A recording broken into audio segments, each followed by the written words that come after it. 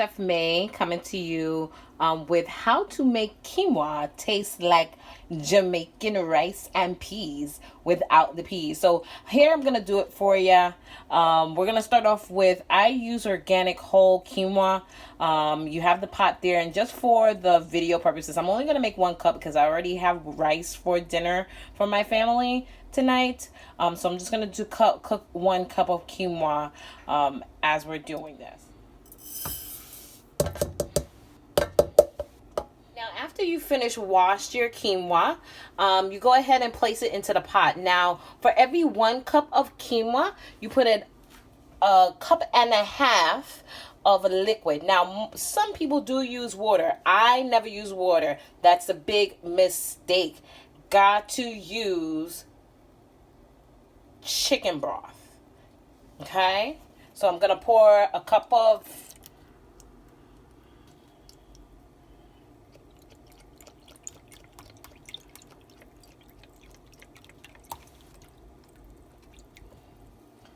chicken broth, and I'm using the college chicken broth here. Pour that right on in. And then go ahead, and because my wonderful kids messed with my utensils, I can't find my 1/2 cup measurement. So we're going to use 2 1/4, which will equal the half. So go ahead and just do that. Okay, now to the pot, I'm going to add 3 stems of scallion. And then we're going to go heavy with the thyme. Now, scallion thyme is something that is very common in West Indian and Jamaican seasoning. So I'm going to go ahead, and I pulled out 4 stems of this. And I'm just going to go and chop this up, and we'll be right back. Here, I have chopped up my 3 scallions, chopping off the tips, which you see up here. You see the tips here, the top tips and the bottom tips. You want to chop those off. Those are a little bit bitter. And then here, I chopped off my thyme. Now, some people will pick off the thyme leaves and the stem, but there's flavor in the stem. So I leave those on, okay, to give it a little bit more flavor. And we'll come back now. Here we have the quinoa trying to boil. We have it on the stove. Right now I have it on high-low heat here, and it's in the broth. All right, and we're gonna wait for that to go to a boil. We want to get that to a boil, and then once we get that to a boil, we want to simmer it down. So we're gonna turn down the fire and let it simmer for 10 to 15 minutes. I'm gonna go ahead and we're gonna add those ingredients to the dish, and I'm gonna let you know what else we're adding to it as well. Add 1/4 teaspoon of salt, and then we're gonna add a teaspoon of pepper. Okay, here we have our pot boiling right now. So to this, I'm gonna add a tablespoon of butter. You can use butter, you can use margarine, whatever your preference is. Those who are going the healthier route, you can even use coconut oil. But I like to use the butter to give it more of a creamy taste. So now that it's boiling, what I'm going to do is I'm going to turn this down. I'm going to cover it up, and we're going to turn it down to a simmer.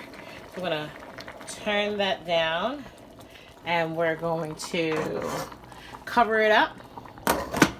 We're going to go over here, and we're going to place the timer, and we're going to put it for about 15 minutes. 15 to 17 minutes. So let's do 16. Okay? Once that goes off, we will fluff it, come back and check.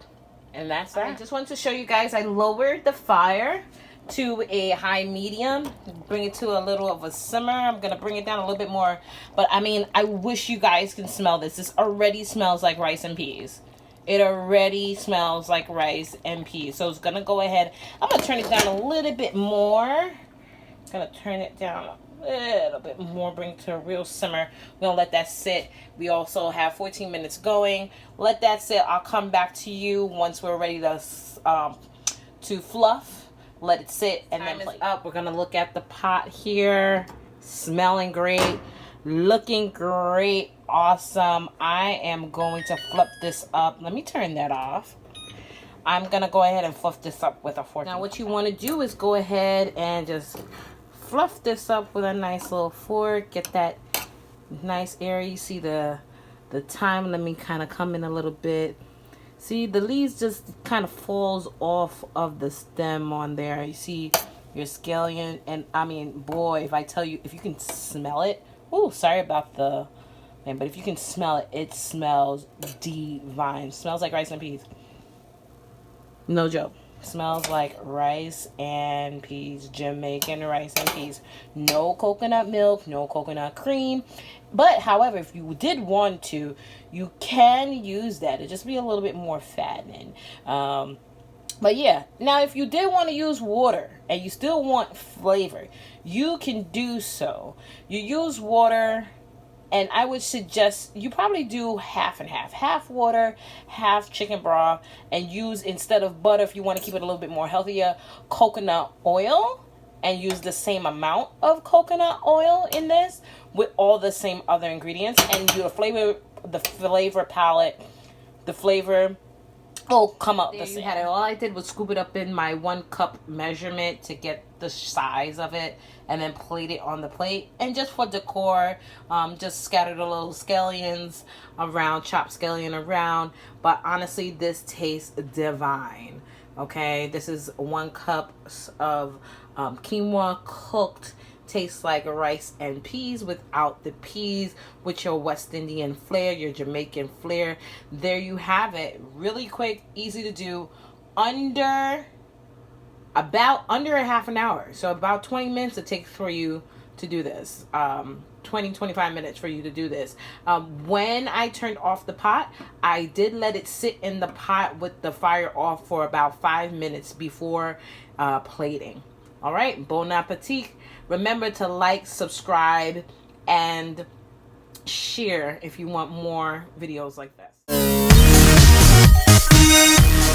Hey guys, I ended up plating this quinoa with some brown stewed tilapia that I did, cornbread, and avocado. If you would like to see how I did the brown stewed tilapia, please mention it in the comments below. I can make a video of that. And once again, thank you for stopping by. Don't forget to like, share, comment, and subscribe. Thanks. Bye.